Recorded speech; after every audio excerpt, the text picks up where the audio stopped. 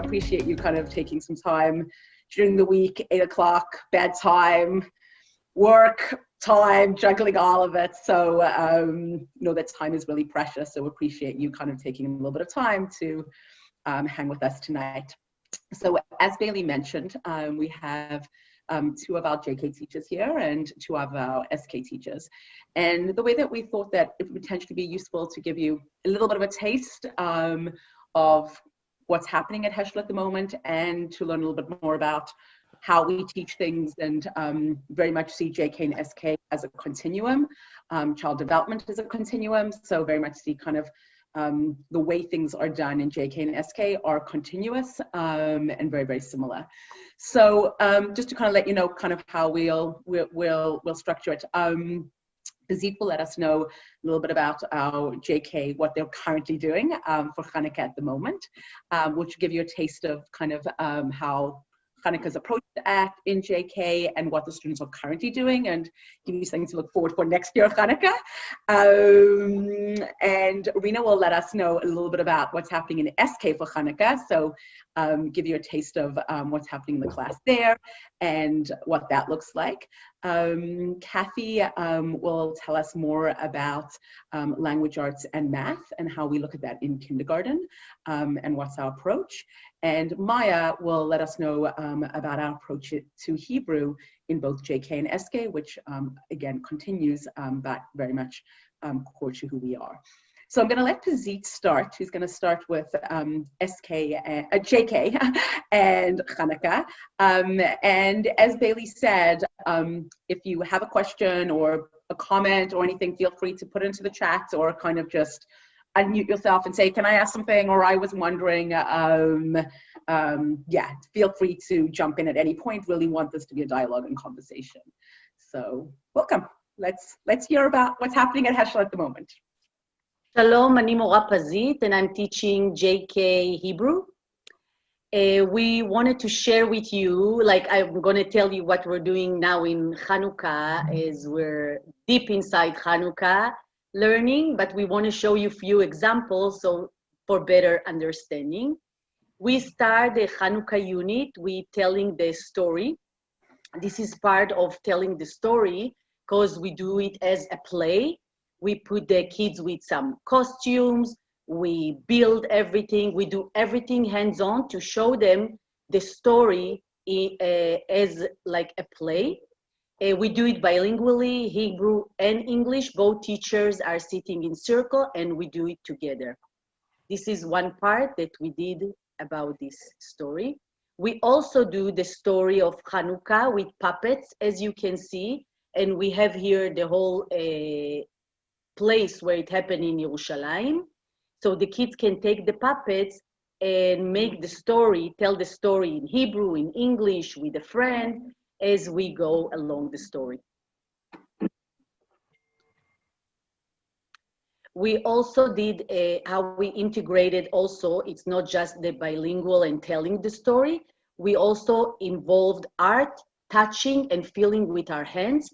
So as you can see, for art, we use clay, which is a miraculous material, and we let the kids touch, feel it, smell it, and we use it to create a kat katan, a little jug for Hanukkah that they're going to be able to take home.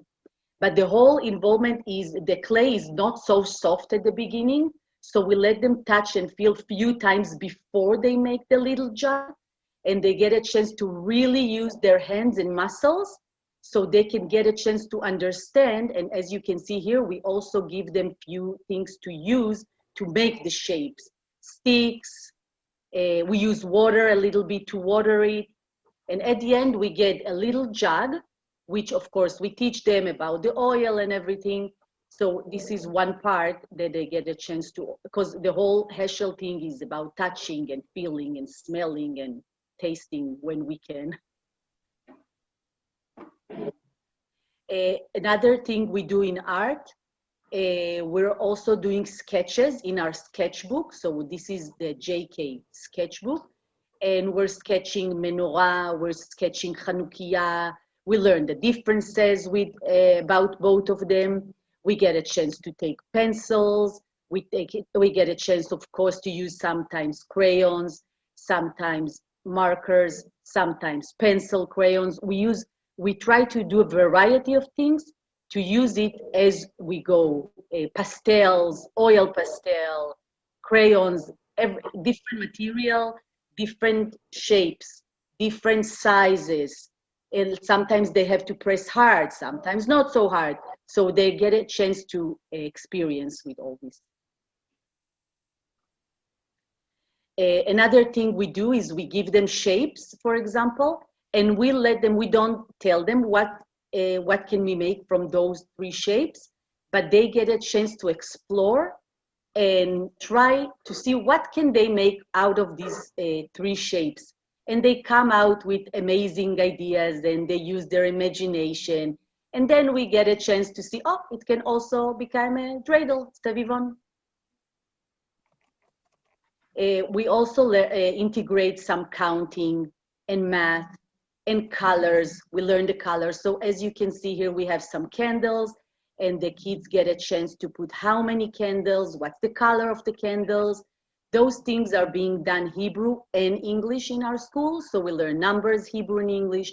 We learn the colors, Hebrew and English. We learn counting, Hebrew and English. But as you can see, everything there, the kids are really trying, touching, putting it. Another example of counting, but it's all connected, as you can see, to Hanukkah. So candles, latkes. We, of course, when we can, not now, but we're making latkes with them.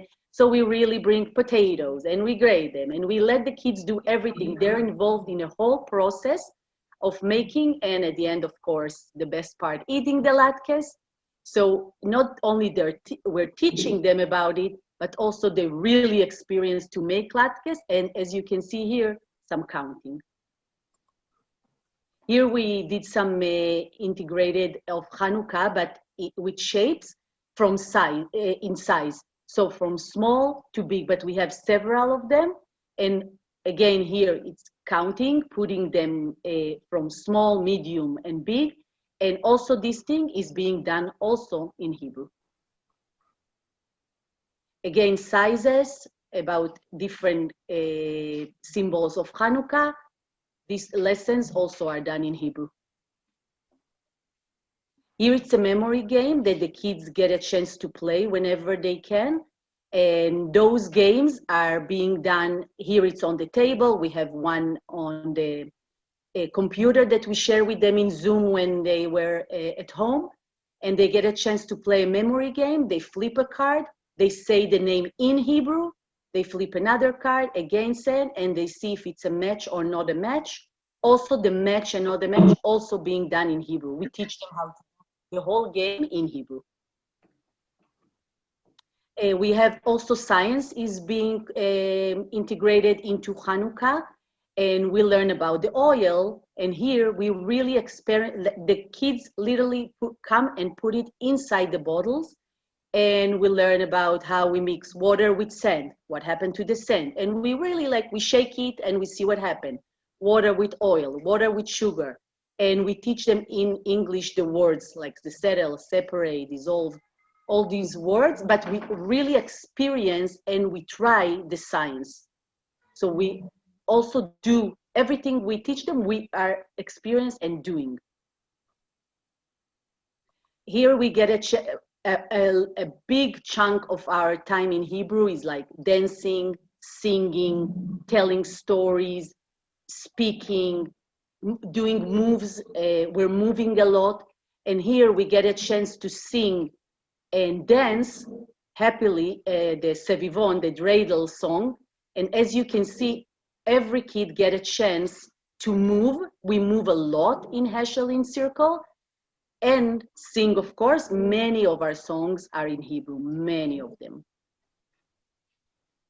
Here we get a chance to dance. So we also dance a lot in Hebrew. And so the kids are dancing and saying the words.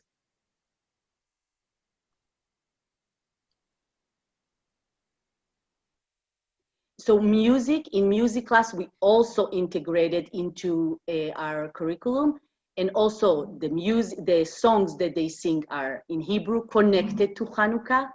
The movement, we move a lot, and we sing and dance a lot, because we really believe in moving our body a lot during lesson time.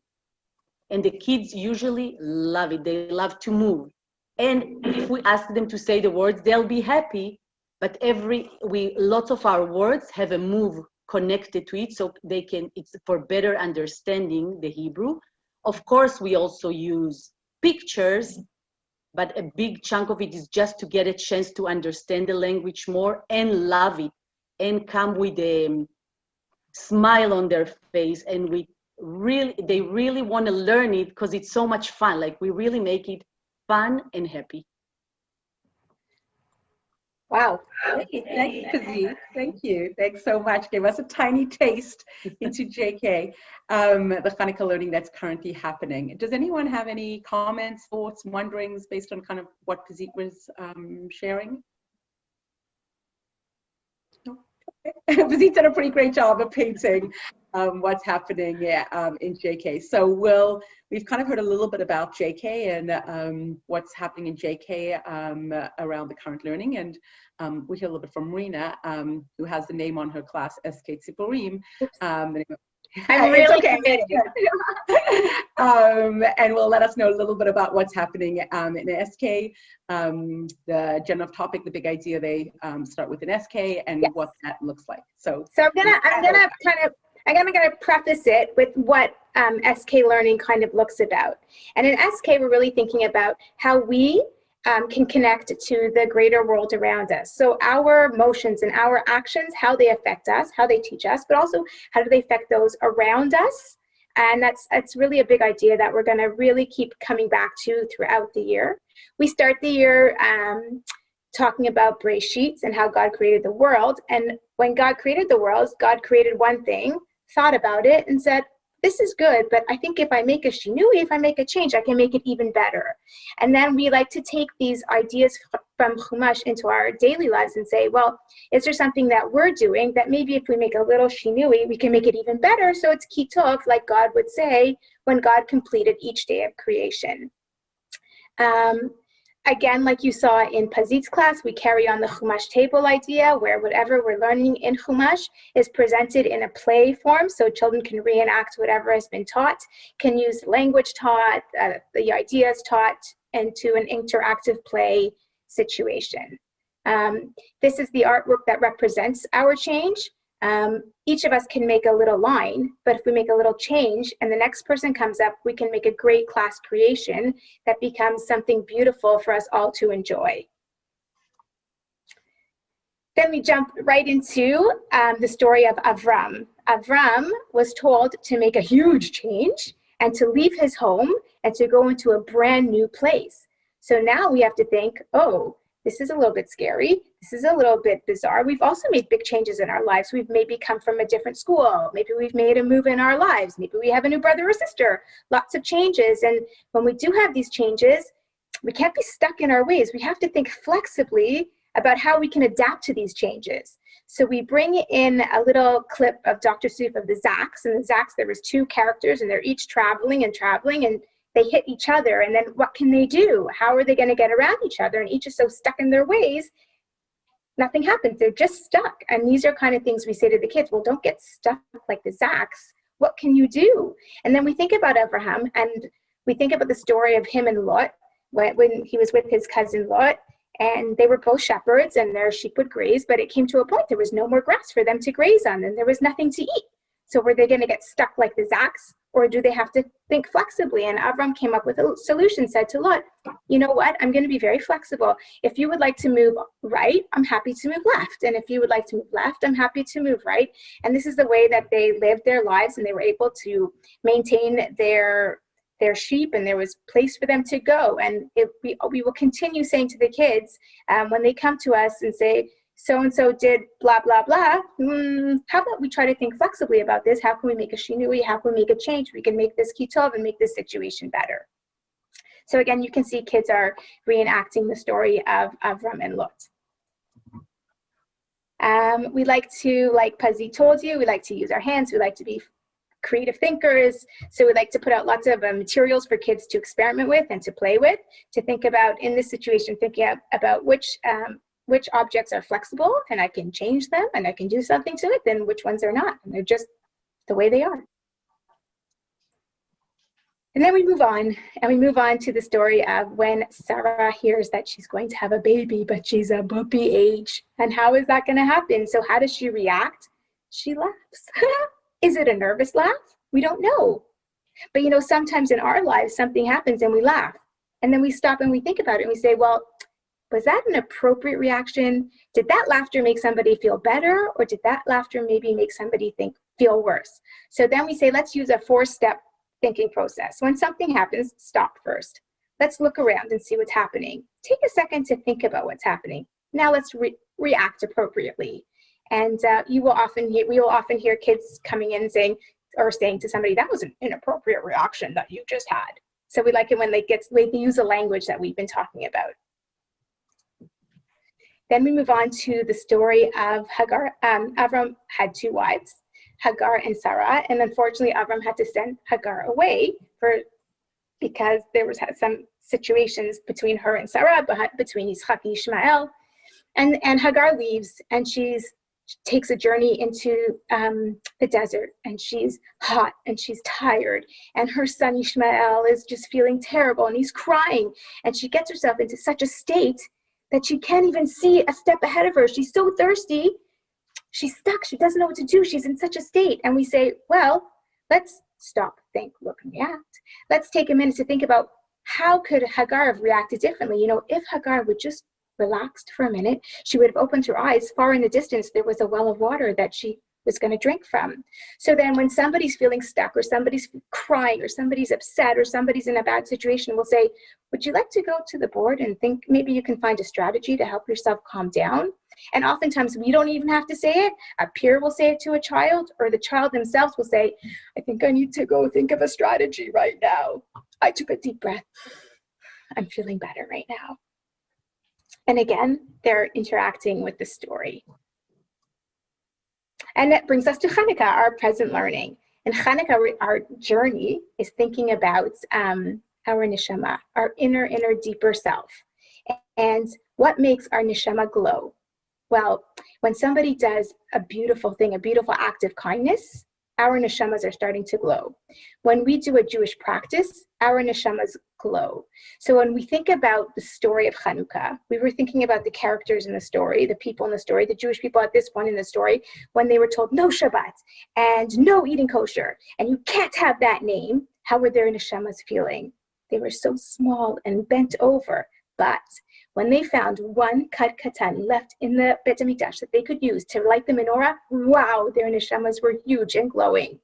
And we represent this in artwork that we make, where we have the children make a self-portrait.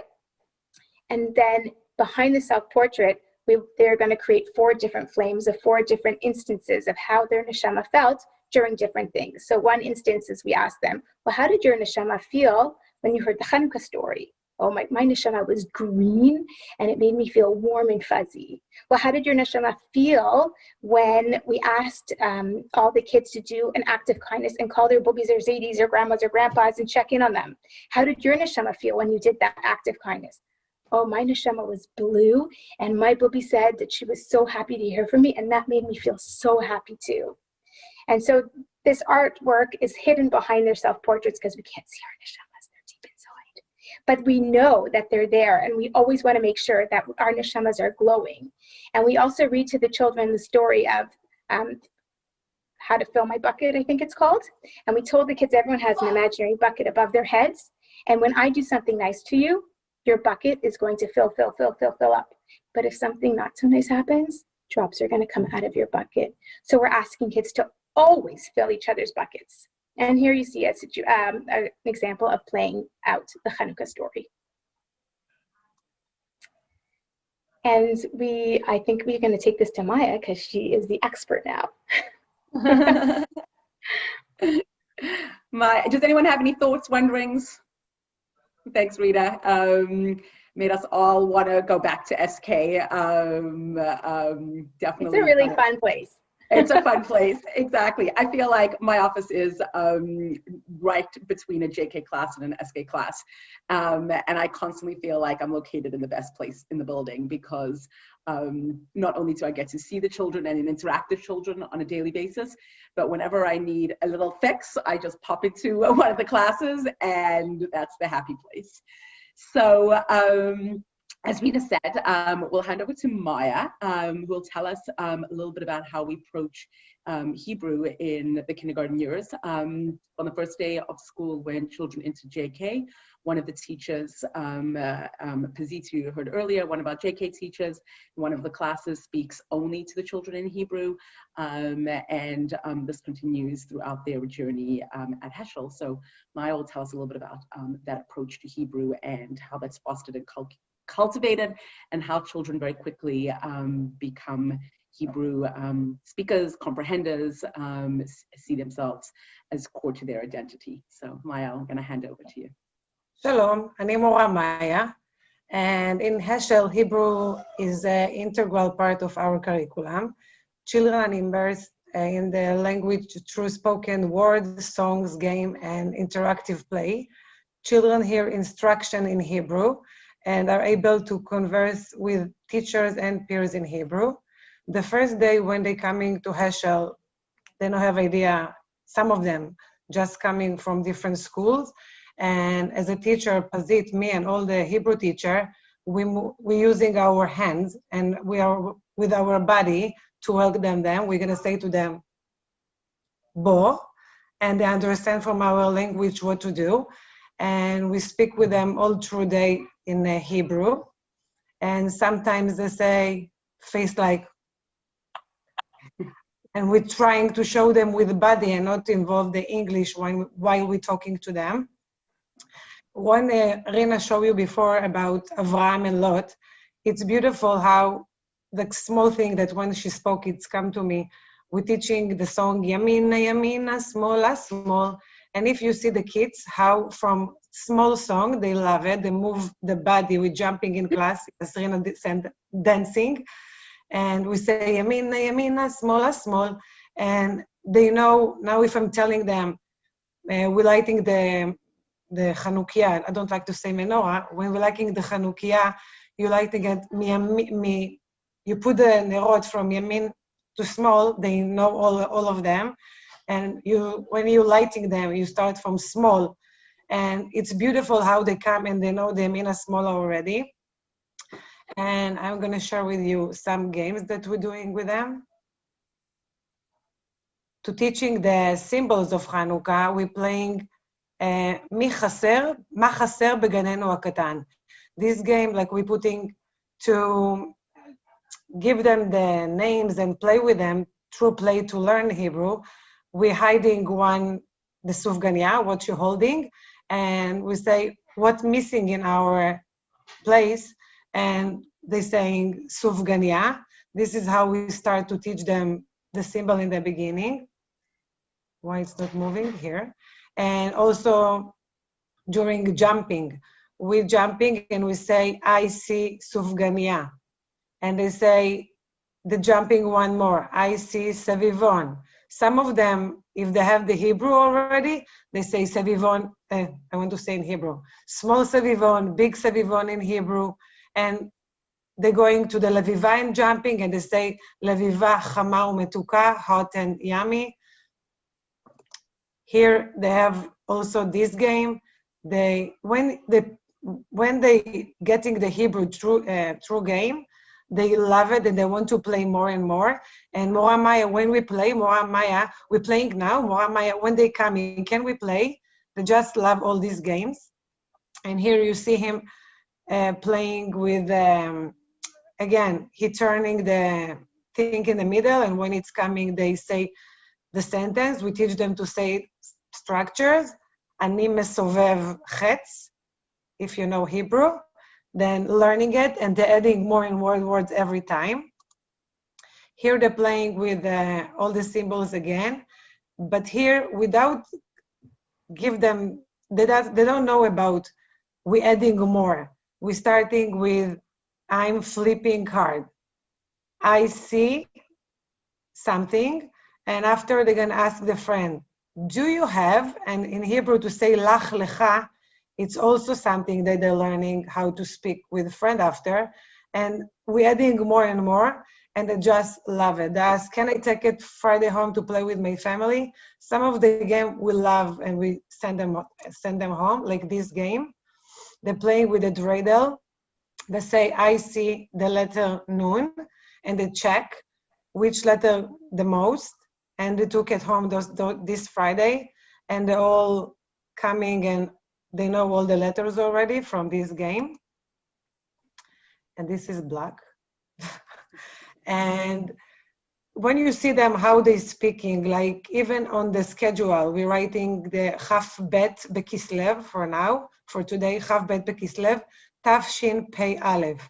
And when we're learning for the Sabivon, Shin and Pei, Mora Maya, we saw it in the schedule, Mora Maya, we have Shin. And they're like so excited.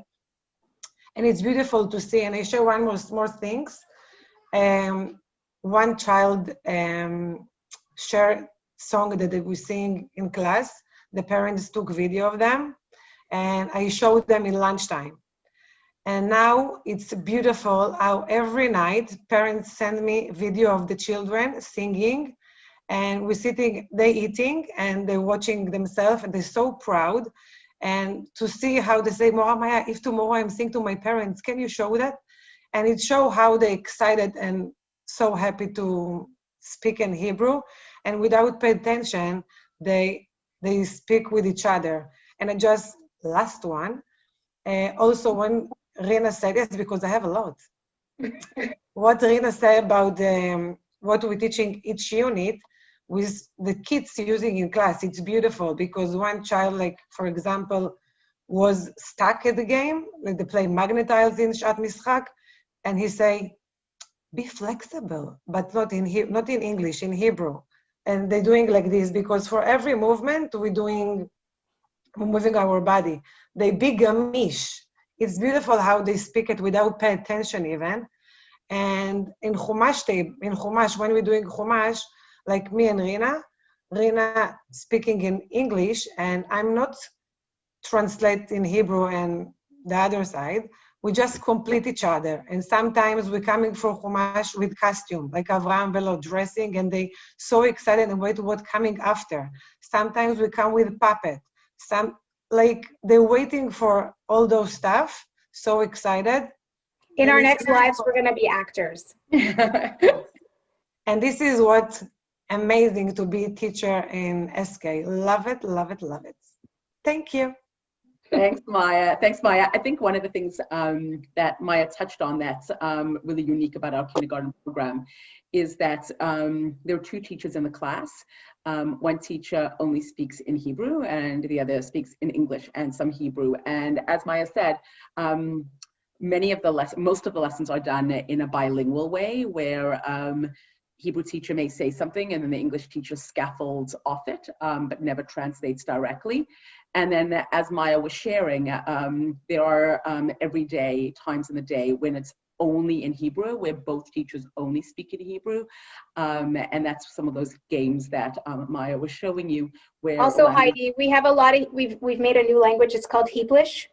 And they often say sentences to us like, I'm holechet l'shirutim, and then I'm going to come back lechochativ. Okay? Part of building the identity, exactly. So, so the students have an opportunity to intentionally scaffold the language, where as they play games and do songs, phrases are built upon phrases, and they're put together and come out in different ways. Last but not least, so we've heard a little bit about integration and how that happens in JK and SK, approach to Hebrew, but we haven't yet touched on language arts and math. So Kathy, one of our JK teachers, is going to let us know more about that. So Kathy.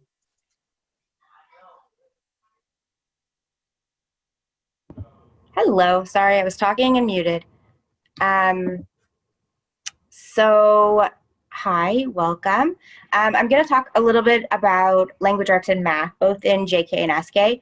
I think Heidi already mentioned, we really do see JK and SK as a continuum. So some of the stuff that we start in JK really extends all the way through the end of SK, where, you know, we might start touching on a concept, both in language arts and math, but as the year progresses and as the next year progresses, their skills grow and grow. So we might start small, but as the years go by, we're building on those skills.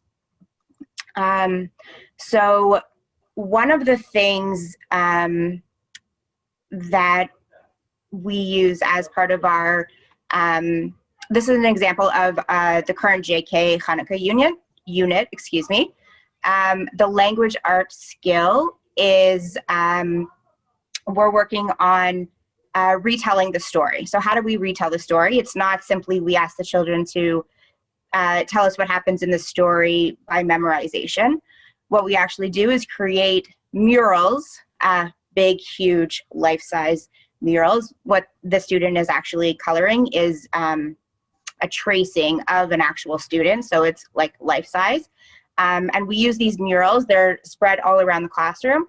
And so actually, as you walk through the classroom, they see the mural depicting a different part of the story. And they're able to see, oh, okay, so here's the first mural. In the first mural, the B'nai Israel, the Jewish people, were not able to celebrate Shabbat, and they weren't able to study Torah. And so as they walk through the class, they're really able to tell the story. And here's an example of the murals. And they use these to help them retell the story.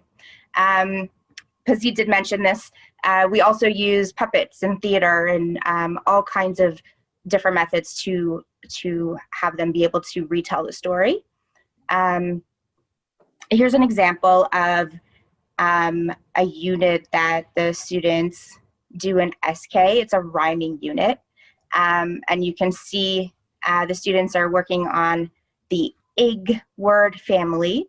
And the students work together to create a poem. And then they had the opportunity to create art that represented their poem, and here they were working together. And then they also have a chance to present their poem, because a big part of literacy in JK and SK is being a reader and a writer. So, you know, we understand reading as not just reading the words, but a reader also reads pictures and can tell a story in a book just through looking at the pictures. And the same thing goes with a writer. A writer begins with drawing a picture, and a picture can tell a story. So we really want to instill within the students that from the very beginning, from the second they walk in the door and before they even came to us, they are readers and they are writers. Here you can sort of see the students are, this is an example from Writer's Workshop. In Writer's Workshop, the students are working on independently writing stories. So here you can see the student drew a picture and she labeled it, and then she added words. She added words to her story. Going back just a little bit, Pazit mentioned, I know, how hands-on we like things to be at Heschel. So here the student is, it's hard to tell, but it's a T on the page, and he's not just writing the T or looking at the letter T. The student's actually taking the little jewels and covering up the T. So we use as many different methods as we can that are really hands-on to help the students really feel everything that we do. Here's another example. The student is working on writing his name. We don't often so much see chalk and blackboards anymore, but it's actually kind of a really cool sensation. If you think way back to when we were in elementary school and actually did write on a blackboard, the chalk feels really cool as you write it, as you use it to write. And it really gives some feedback as the students are writing with it. So this is another sensory way that we use to help the students begin with their writing. Here, this is another JK example where students, we learn letter sounds, and we use a particular order to learn them. So within learning the first 3 letters, 4 letters, 6 letters, the students are already able to take the sounds of those letters and start to put them together. So the first few letters we learn are S-A-T-P-I-N. So if you take just those letters and start to play around with them, there are so many words that already, with just a few letters, the students are able to sound out. So here's an example. This student is sounding out pat. And the way that we do it, again, uses movement and our bodies. And what we do is we give our arm, it's hard to see with this background, but I'm going to try. We use our arm to help us sound it out. So we do, oh, it's really hard. Hold on, I'm going to try and take this off. I don't know how to do that at the moment. Okay, but let me try. Here's my hand. I do p, at, p, at, p, at, pat. And so the students use their whole body to begin to sound out a word. In JK and in SK sort of continues the process. We are learning about patterns. Here you can see the student has made an AABB pattern. And in the continuum of JK-SK, these patterns get progressively more complex as they go. Here's another example of patterning. Here's more patterning. This was actually taken from last year when we had our in-person Hanukkah concert, and these students are making their crowns that they wear for the Hanukkah concert, and they choose the pattern that they would like to make, and they proudly wear these as they sing their hearts out at our Hanukkah concert. One of the big skills that we work on in JK, and it continues and gets more complex in SK, is counting and one-to-one correspondence. So here the student, she's using this little grid thing almost, or I don't know what it is, step thing. And she's noticing that it starts with 1 and then it's going to 2. So she's counting each, and she eventually noticed, hey, this is a growing pattern. Each one is going up by 1. So it's connecting our patterning that we do in Hanukkah with growing numbers and her counting. Again, here's another example. She was counting out the different jewels, how many. She was practicing writing the number 4. So we don't do, not a lot of pen or pencil to paper. The students are really touching, feeling, doing, and using their whole bodies. Here, the students are sorting. This is an SK example. And here the student wrote, I am sorting by shape. And you can see the student sorted by shape. So sorting is also something we do in JK, and in SK it gets much more complex, and here's a great example of it. And I think that is it for my slideshow. I'll add one quick thing. All of our units in language, all of our units across JK and SK are linked to a generative topic. Rena spoke about it at the beginning. And we also have a year-long generative topic. And anything that we do with language arts or math is also connected to this generative topic. So I like to think of it as sort of like we have this big umbrella, which is our generative topic, and everything we do within that unit falls under the umbrella. So it's all connected, whether it's in English or in Hebrew or bilingual or math or science or music or art, it's all connected under that big umbrella of a generative topic. Thanks, Kathy. Thanks. So you got, we're sitting for about 45 minutes together and got a little taste and hopefully a little bit of a sense of a feel for our kindergarten program.